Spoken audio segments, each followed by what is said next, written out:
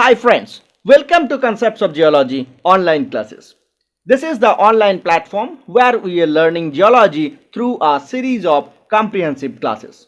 We were in the domain of economic geology, and in the last class we started the study of morphology of ore deposits on megascopic scale. Today we will complete that. We have discussed the regular discordant ore bodies, that is the tabular and tubular ore bodies. The next is the irregular discordant ore bodies and concordant ore bodies. Okay, so on the syllabus we have completed the regular ore bodies coming under discordant ore bodies. So today we will complete irregular bodies and concordant ore bodies. Okay, so let's move. The irregular discordant ore bodies are mainly of two types: replacement deposit and disseminated deposit. Okay, so irregular bodies are of two types: replacement deposit and disseminated deposits. Okay, now first the replacement, they are irregular tongue-like intrusions of magmatic or hydrothermal fluids which makes alteration in the host rock. Okay, so they are irregular tongue-like intrusions.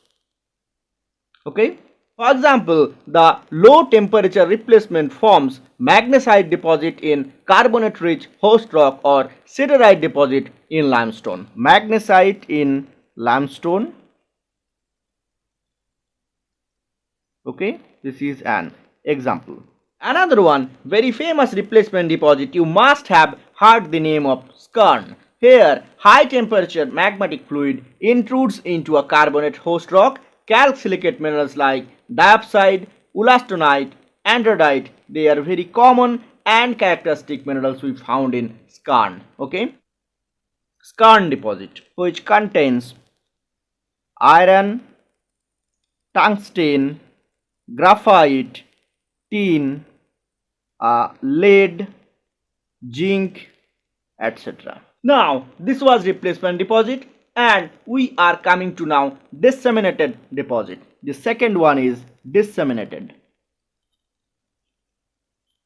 Here the ore minerals are scattered throughout the host rock. Actually they are accessory minerals in the rocks. Okay, suppose the disseminated diamond deposit found in kimberlite, or suppose orthomagmatic lead copper deposit. Okay, they are examples of disseminated deposit. Okay, so here ore minerals are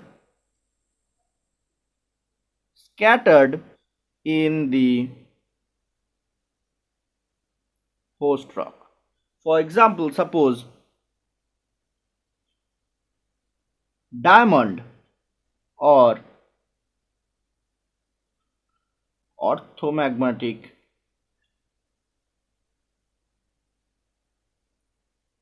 lead copper deposit. As the ore mineral is scattered in the host rock, during mining the entire host rock needs to mine, which contains a very small amount of the ore. That's why these are low grade high tonnage deposit. Okay, remember I have already discussed a lot about the term. Okay, so these are low grade high tonnage. Okay, this is also a disseminated deposit. Here the mineralized fluid moves through anastomosing closed space veinlets. Okay, so the ores are disseminated throughout the host rock but are confined within the veinlets. In porphyry copper deposit or in VMS deposit we found these stockworks. Okay, so these are anastomosing closed spaced veinlets. Okay, For example, suppose we have porphyry copper deposit or VMS deposit, that is volcanic associated or volcanogenic massive sulfide deposit. Okay, porphyry copper and VMS deposit. Fine. So these were some example of irregular discordant ore bodies. Okay. Now we will move to concordant ore bodies. Okay. The concordant ore bodies do not cross-cut the fabric of the host rock or country rock. Okay. So they are not cross-cutting the fabric of the host rock. Okay. Now what are the fabric here? Fabric may be a bedding plane, a fracture plane, a cleavage plane, etc. In sedimentary rocks, they are parallel to bedding. In igneous rock, they are parallel to the contacts between the rocks. Okay. Now see one thing, if these ore bodies are parallel to the bedding in sedimentary host rock, then they will also look like strata. That is, they will develop extensively in 2 dimensions while the other dimension will be limited. Fine. For example, suppose banded iron formation or chemically precipitated manganese or even layered chromite in anorthosite is an example of stratiform deposit. Okay, so they are stratiform. Okay, example is banded iron formation or stratiform manganese Mn deposit or layered chromite. Again, this term must not be confused with the strata bound deposit. Okay, strata bound deposit.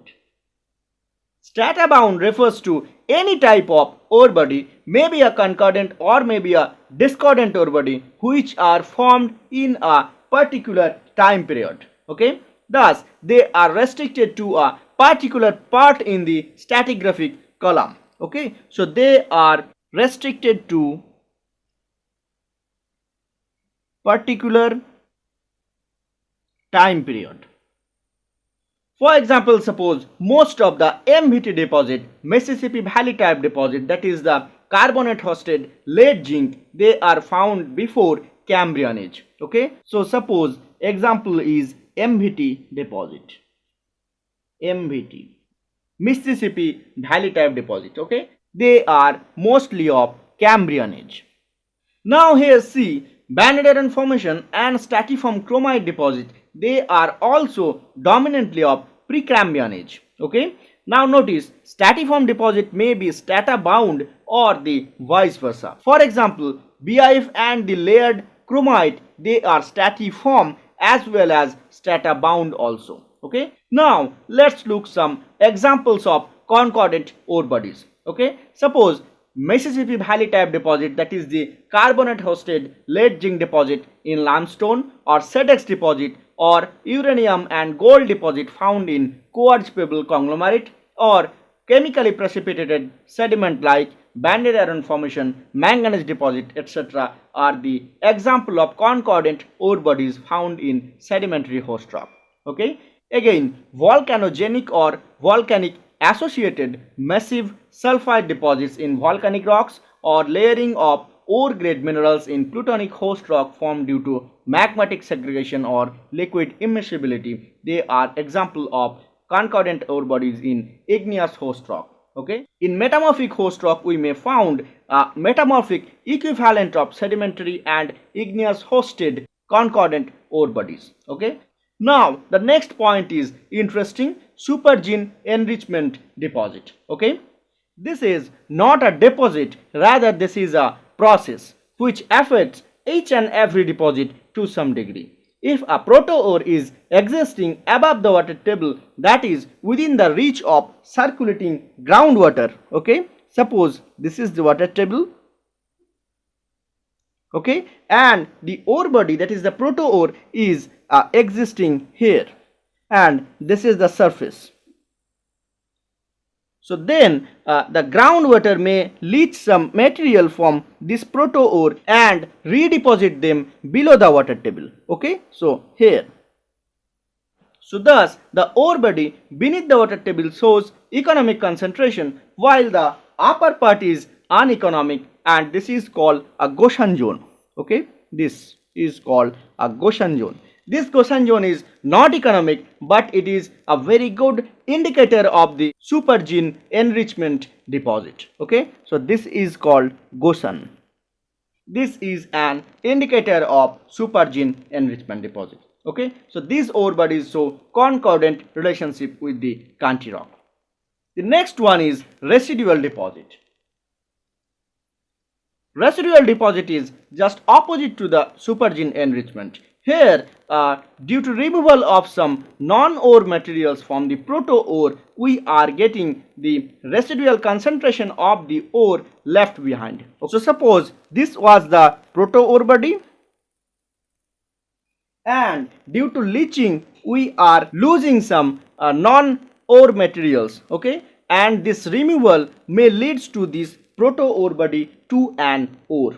Okay, suppose for example a removal of silica and alkalis from naphthalene cyanide may leave behind a surface capping of aluminum hydroxide, that is a bauxite ore of aluminum. Okay, so these were some examples of concordant ore bodies hosted in different types of rocks. So we have completed the morphological part. I understand the end part of the class is only informative and somewhat boring also. Lot of names you have to remember and memorize, but this is the beginning. In due course we will discuss these deposits in details. Okay, volcanic associated massive sulfide, SEDEX deposit, Mississippi Valley type deposit, supergene enrichment, residual concentration deposit, all these terms will need 2 to 3 classes each in separate. So don't worry, just be with me, subscribe and share the channel to follow me, press the bell icon to get upload notification first. Okay, goodbye. Please write to me for any kind of interaction. Thank you for watching.